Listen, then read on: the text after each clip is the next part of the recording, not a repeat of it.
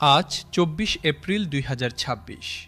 বাংলাদেশের সরকারি চাকরিজীবীদের জীবনে আজকের এই দিনটি হয়তো দীর্ঘদিন মনে থাকবে। কারণ আজ এমন একটি খবর সামনে এসেছে যা শুনলে যে কোনো সরকারি কর্মচারীর বুকের ভেতর একটা স্বস্তির নিঃশ্বাস পড়বে। গত ১১ বছর ধরে যে মানুষগুলো বেতন বৈষম্যের জাতাকলে পিষ্ট হয়ে আসছিলেন, রাস্তায় নেমেছেন, স্মারকলিপি দিয়েছেন, আন্দোলন করেছেন, আজ তাদের সেই সংগ্রামের একটা বাস্তব স্বীকৃতি মিলতে চলেছে। তাই এই রিপোর্টটি শেষ পর্যন্ত মনোযোগ দিয়ে দেখুন, কারণ আপনি নিজে বা আপনার পরিবারের কেউ যদি সরকারি চাকরিতে থাকেন, তাহলে আজকের এই খবর আপনার জন্যই। প্রধানমন্ত্রী আজ নিজে স্বাক্ষর করেছেন। এই একটি স্বাক্ষর দিয়ে কার্যত শুরু হয়ে গেছে সেই প্রক্রিয়া যার মাধ্যমে সরকারি চাকরিজীবীদের দীর্ঘ ১১ বছরের বঞ্চনার অবসান ঘটবে। পেনশন সুবিধায় শতভাগ বৃদ্ধির যে দাবি বছরের পর বছর ধরে উপেক্ষিত হয়ে আসছিল, আজকের এই পদক্ষেপ সেই দাবি পূরণের সবচেয়ে বড় এবং সবচেয়ে দৃঢ় প্রতিশ্রুতি। প্রধানমন্ত্রী তারেক রহমান আজকের জরুরি বৈঠকে একটাই কথা পরিষ্কার করে দিয়েছেন, যারা স্মারকলিপি দিয়েছিলেন, যারা দাবি জানিয়েছিলেন, তাদের প্রতিটি দাবি একে একে বাস্তবায়ন করা হবে। তিনি বলেছেন, এত বছর ধরে এই মানুষগুলো যে কষ্টের মধ্যে ছিলেন, তাদের মধ্যে যে অস্থিরতা তৈরি হয়েছে, তা কোনো দেশের অগ্রগতির জন্য ভালো নয়। একজন কর্মচারী যখন নিজের সংসারের ভার বহন করতে হিমশিম খান, তখন তিনি দেশের কাজে মন দিতে পারেন না। এই সত্যটিকে সামনে রেখেই আজকের এই সিদ্ধান্ত। এখন সবার মনে একটাই প্রশ্ন, নবম জাতীয় বেতন স্কেল ঘোষণা আসবে কখন? কমিশনের একজন ঊর্ধ্বতন কর্মকর্তা জানিয়েছেন, মন্ত্রিপরিষদের বৈঠকে বেতন বৃদ্ধির বিষয়টি নিয়ে বিস্তারিত আলোচনা হয়েছে এবং সেই আলোচনা সম্পূর্ণ ইতিবাচক হয়েছে। কিন্তু একটাই সমস্যা, বাজেট সংশোধন। বাজেট সংশোধন না হলে নতুন বেতন স্কেল ঘোষণা করা সম্ভব নয়। তবে সেই সংশোধনের কাজও এখন পুরোদমে চলছে এবং সেই কাজ শেষ হওয়ার সঙ্গে সঙ্গেই আসবে সেই কাঙ্ক্ষিত ঘোষণা।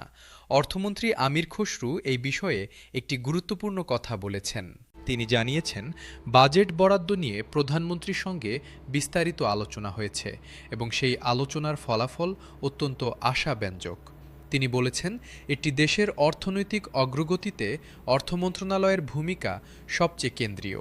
বার্ষিক বাজেট সংশোধনের এই প্রক্রিয়ায় অর্থ মন্ত্রণালয় সরকারি কর্মচারীদের বেতন বৃদ্ধির বিষয়টিকে সর্বোচ্চ অগ্রাধিকার দিচ্ছে।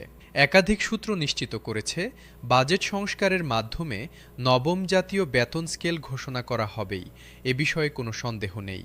এবার সবচেয়ে গুরুত্বপূর্ণ তথ্যটিতে আসা যাক। নিম্ন গ্রেডের কর্মচারীদের সর্বনিম্ন মূল বেতন কত হতে পারে? সংশ্লিষ্ট বিশেষজ্ঞ ও কর্তৃপক্ষ পরামর্শ দিয়েছেন, সর্বনিম্ন মূল বেতন ২০,০০০ টাকা নির্ধারণ করা হোক। এই সুপারিশকে প্রধানমন্ত্রী তারেক রহমান নিজে সমর্থন করেছেন। অর্থ মন্ত্রণালয়ও এই প্রস্তাবটিকে অত্যন্ত গুরুত্বের সঙ্গে বিবেচনা করছে, যার মানে হলো, যারা সবচেয়ে কম বেতনে সবচেয়ে বেশি কষ্ট করে আসছিলেন, এবার তারাই সবচেয়ে বড় পরিবর্তনটি অনুভব করবেন। গ্রেড ভিত্তিক নতুন বেতন তালিকা প্রস্তুত করতে গিয়ে কিছু জটিলতার কথাও উঠে এসেছে। তবে সংশ্লিষ্ট কর্তৃপক্ষ বলেছেন, সেই জটিলতাগুলো আগেই চিহ্নিত হয়ে গেছে এবং সমাধান বের করা হচ্ছে। আগামী ৫ কার্যদিবসের মধ্যেই নতুন সিদ্ধান্তে পৌঁছানোর পরামর্শ দেওয়া হয়েছে। অর্থাৎ বিষয়টি আর দীর্ঘ সময়ের জন্য অনিশ্চয়তায় থাকছে না। প্রধানমন্ত্রী তারেক রহমান এই পুরো বিষয়টি নিয়ে আরও একটি বড় ঘোষণা দিয়েছেন। তিনি স্পষ্ট বলেছেন, আগামী বাজেটে বার্ষিক ৭০,০০০ কোটি টাকার উপরে বরাদ্দ রাখা হবে।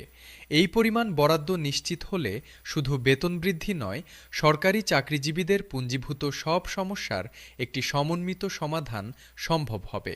তিনি আরও বলেছেন, কর্মচারীরা যাতে আর কোনোভাবেই অর্থনৈতিক হয়রানির শিকার না হন, নবম পে স্কেলের মাধ্যমে সেই নিশ্চয়তা দেওয়াই এখন সরকারের মূল লক্ষ্য। অর্থনীতিবিদরাও এই সিদ্ধান্তকে স্বাগত জানিয়েছেন। তাদের বক্তব্য হল, একজন সরকারি কর্মচারীর হাতে যখন ন্যায্য বেতন থাকে, তখন কর্মদক্ষতা বাড়ে, দুর্নীতির প্রবণতা কমে এবং সামগ্রিক সরকারি সেবার মান উন্নত হয়। তাই এই বেতন বৃদ্ধি কেবল কর্মচারীদের ব্যক্তিগত স্বার্থ নয়, এটি পুরো দেশের জন্যই একটি ইতিবাচক পদক্ষেপ। অর্থমন্ত্রী বারবার মনে করিয়ে দিয়েছেন, অর্থনৈতিক ভারসাম্য না রাখলে যে কোনো বেতন বৃদ্ধির পরিকল্পনা মাঝপথে হোঁচট খেতে পারে। তাই এবার পুরো প্রক্রিয়াটি এমনভাবে সাজানো হচ্ছে যাতে একবার ঘোষণা হলে তা কার্যকর করতে আর কোনো বাধা না আসে। ২০২৬ সালের মধ্যেই নবম জাতীয় বেতন স্কেল পূর্ণাঙ্গভাবে চালু করার লক্ষ্য স্থির করা হয়েছে। যারা বছরের পর বছর আন্দোলন করে ক্লান্ত হয়ে গেছেন, বারবার হতাশ হয়েছেন, আজকের এই খবর তাদের জন্য সত্যিকারের আশার বার্তা। অর্থ মন্ত্রণালয়ের একাধিক সূত্র একটাই কথা বলছে, এবার আর পিছু হটার পথ নেই। সিদ্ধান্ত চূড়ান্ত হয়ে গেছে, বাস্তবায়নের রোডম্যাপ তৈরি হয়ে গেছে, শুধু আনুষ্ঠানিক ঘোষণার অপেক্ষা। এই আপডেটটি যদি আপনার কাছে গুরুত্বপূর্ণ মনে হয়ে থাকে, তাহলে এখনই চ্যানেলটি সাবস্ক্রাইব করুন। নবম জাতীয় বেতন স্কেল সংক্রান্ত প্রতিটি গুরুত্বপূর্ণ আপডেট সবার আগে পাবেন এখানেই।